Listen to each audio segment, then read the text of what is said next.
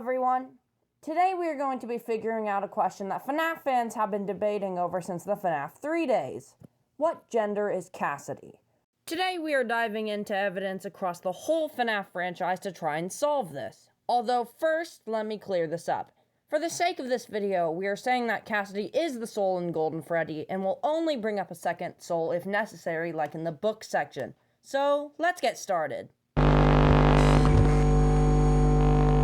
Cassidy, also known as the one you should not have killed, first appeared technically in Five Nights at Freddy's 1, because that is the first game Golden Freddy appeared in. At the time, none of the spirits in the animatronics had names, but they were canonically haunted due to the missing kids posters. So, to make it clear, the name Cassidy is nowhere in FNAF 1. Just using all the clues that we have from the game, they were in it, just unnamed.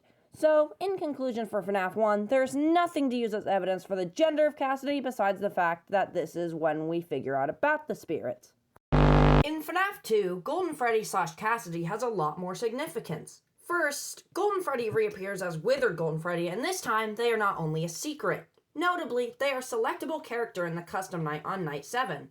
More lore significant, though, is the Give Life minigame. You control the puppet and you walk over to the dead bodies and place the animatronic heads on them. Once you put them on Freddy, Bonnie, Chica, and Foxy, you get a Golden Freddy jump scare, perhaps meaning Cassidy was killed last, or at a later date than the other four, or the body might have been hidden somewhere else. It could also mean that they have a unique connection with the other souls. It's important to note that none of these occurrences of Golden Freddy in Five Nights at Freddy's 2 show any evidence of Cassidy's gender. In FNAF 3, Golden Freddy doesn't have a physical appearance, so everything will come from the minigames. In Happiest Day, you're playing as a child wearing a puppet mask, and you're giving gifts to the deceased children, until eventually you get to Cassidy, also known as Golden Freddy, and you give them a cake.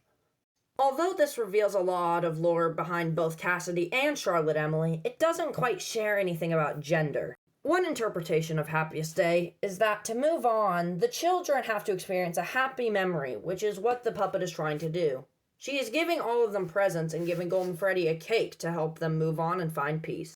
A non-Cassidy but Golden Freddy appearance is in the minigame Stage 01, where you control Fredbear and you walk through the different stages. Even though FNAF 3 shows a lot about Golden Freddy's lore, it doesn't give us much help. For the next 3 games, FNAF 4, Sister Location, and Pizzeria Simulator, I'm just going to skip them due to them not having anything on Golden Freddy and Cassidy, and they're mainly focusing on the Afton family, so I'm going to move straight on to Ultimate Custom Night, which is where we finally get clues. Ultimate Custom Night is where we are finally going to start getting clues about Cassidy's gender. Mangle, Jacko Chica, Wither Chica, Nightmare Freddy, Ned Bear, Happy Frog, and Orville Elephant allude to a presence of the vengeful spirit, and they all refer to him as a he. For example, Wither Chica says, "I have seen him, the one you shouldn't have killed." All of these strongly allude to Cassidy being a male, but as you'll see later, there's still room for debate in the FNAF community regarding their gender. Also, occasionally when you die, a flash of the one you should not have killed's face appears. The facial structure appears to be female, but the hair looks male, so it can go either way. Perhaps Scott made it this way to cloud the real gender. The books are where we are getting the majority of our information. Let's start with an entry from the Five Nights at Freddy's fandom wiki. Cassidy is a girl described as having long brown hair. In the Fourth Closet graphic novel, she has long brown hair with side bangs tied into a ponytail with a purple hair tie. She wears a light blue shirt with ruffles at the bottom and its sleeves, and blue jeans.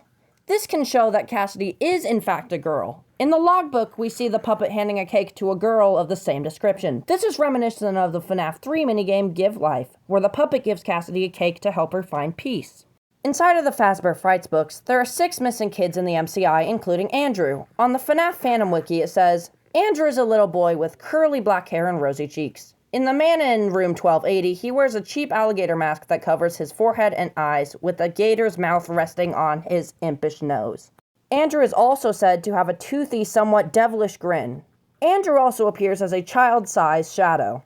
In the Fazbear Frights books, Andrew is meant to be a replacement for Cassidy due to him being a spirit seeking revenge against Afton. Inside of the games, Andrew is theorized to be the alligator mask kid from the Happiest Day minigame due to him wearing the same mask in the book.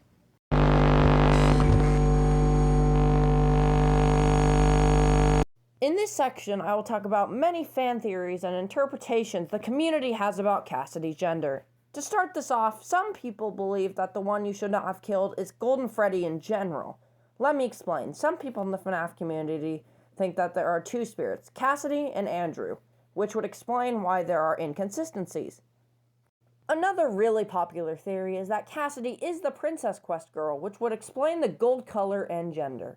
This theory first sparked with the file names for the princess, which was later removed. Lastly, I would like to go over fan interpretations of Cassidy. In most fan art, like the one you see on screen now, she has black hair with pigtails wearing yellow and black. Despite popular belief, this isn't a design anywhere in the FNAF series because in the games, they have just a Golden Freddy mask, and if you're counting the UCN face, there is that. And in the books, she is described as a girl with long brown hair, as described earlier.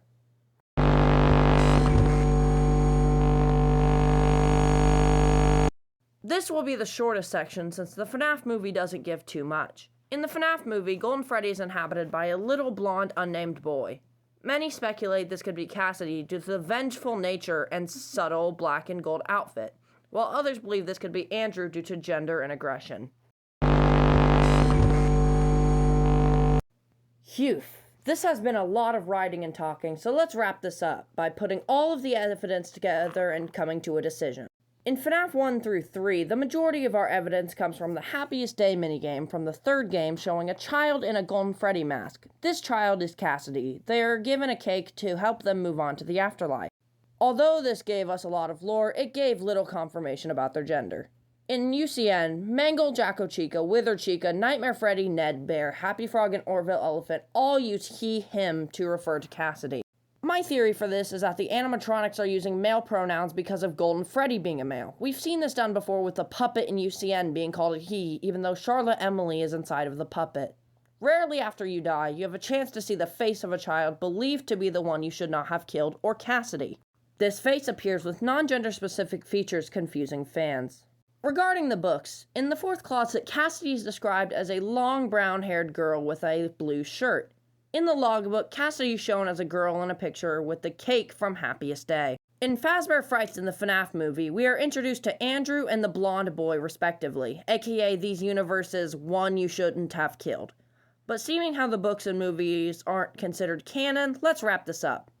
With all of this evidence, I can confidently say that in the FNAF games that Cassidy is a female, due to clues hidden throughout the series. I really hope one day we get a full, true answer from Scott, but until then, we have to rely on theorists to give us answers.